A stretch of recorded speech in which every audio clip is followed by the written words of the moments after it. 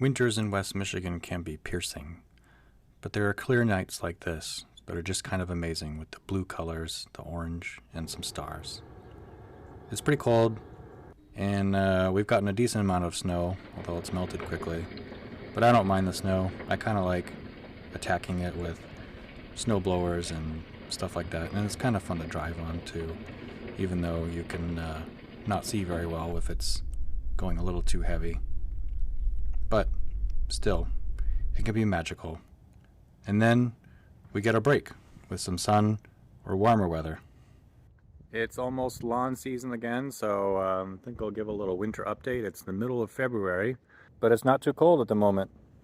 We're supposed to be up to almost 50 degrees this week. Anyway, so this is an area of the lawn that gets usually a lot of snow damage, which you can see there. This looks like some ice was probably forming around here. I don't know, maybe I had something over that. I don't remember. Overall, it actually looks pretty green for this time of year. Maybe more green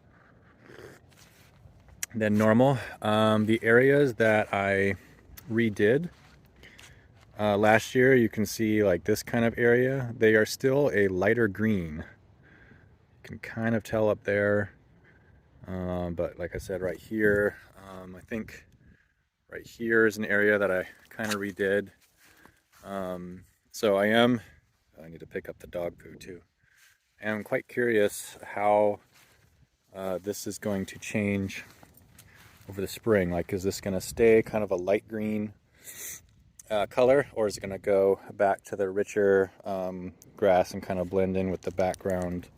I think I have mostly bluegrass back here.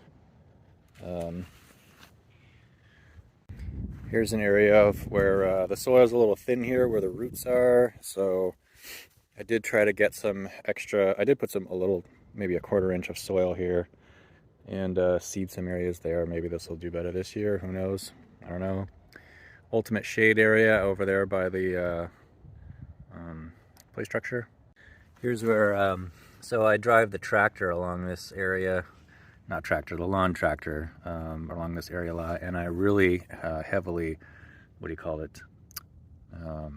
aerated it when I was doing the aeration, and I had it too heavy for the level of wetness of the ground, so it was going too far in because I was just skeptical that it would go far enough in. But anyway, so it was actually tearing up the ground a little bit, so I can see some places here where I over aerated. So hopefully, I mean, I'm sure it'll be fine, but I don't really like how lumpy bumpy it is, but I don't want to roll it either. So we'll see how that develops. The thing is, the lawn tractor weighs maybe 700 pounds, and it's got fat back tires, so it's going to do some compression anyway. So the creeping bent grass here, it's not dormant. It's got a little bit of snow damage up there. If I was not so lazy, I could just open the gate and go show you. Okay. Still got some Halloween decorations up. So much deer poop out here. It's been a crazy year for the deer. Yeah, it's funny. I was like mowing this as absolutely low as I could. I have my reel mower set as low as possible, and it's still got like, blades that are folded over and, kind of melting. But yeah, the deer have been a huge problem this year. Oh, I wonder what this dead area is. Did I over do something here? Did I have some leaves here? I don't know. I'm not sure why this patch is dead. I don't think it was in the fall. This is a deer pass through. All this lumpy bumpiness is deer foot tracks. They tried to eat the bark on my maple tree or rut on it. I'm not sure which, but so hopefully this tree is okay. Now the area of the yard that gets the absolute most sun goes dormant during the heat of the summer, but always surprisingly comes back, which is such a surprise. So this is an area, let me back up here so I can give you some context.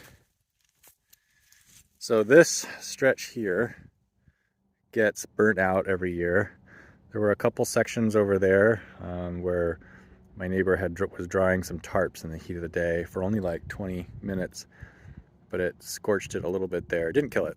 But anyway, so I did extensive, not aeration, the other thing that churns up all the dead stuff. Scarifying, there's not a name for it. I'm not even that old.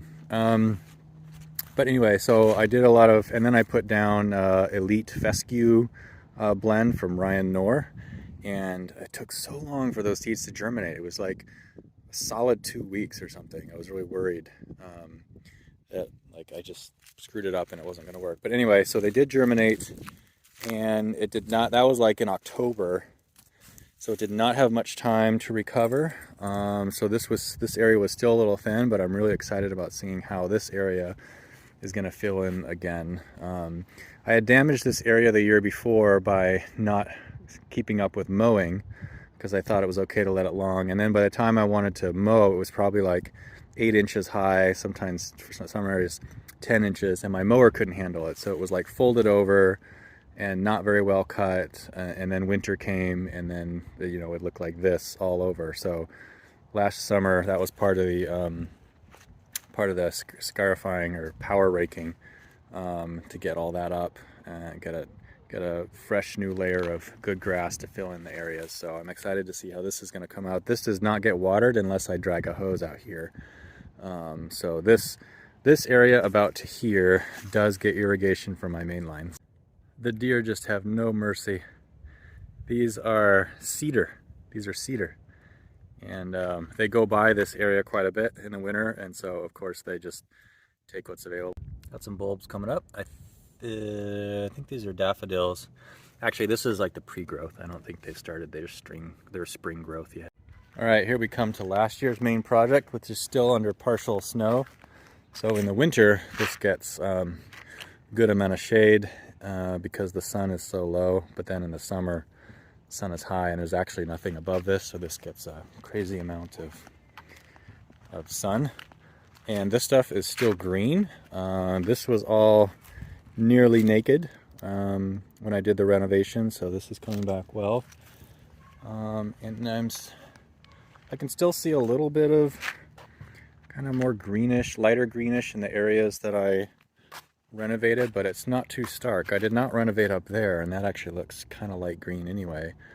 So yeah, super interested to see how this will come up. There's not a lot of snow damage here. We'll see when this melts, that section over there. But still quite a fine blade here. We'll see if, yeah, I'm anxious to see if the seed that I put in, I kind of threw everything here because I just wasn't sure what was going to work. So I've got Ryan Knorr ryegrass. I've got Ryan Knorr Elite. Did I put the tall fescue? I think I did put tall fescue, turf type tall fescue here as well. And that's got 10% bluegrass, I believe. But I'm kind of afraid that, like, I scarified it and then I put topsoil down and it was really thin, and then I seeded and it definitely did sprout, but I just kind of wonder if the background grass is going to take over that during the spring growth, or if I really did get a good population of new cultivars in there. So we'll see. And then this area gets a lot of shade. You can see from this tree. In the winter it's actually not as bad, but this is fairly heavily shaded during the summer. So this is more fine fescue. So there you have it. That's the midwinter update. A sunny February update. Actually really enjoying the break from some coldness.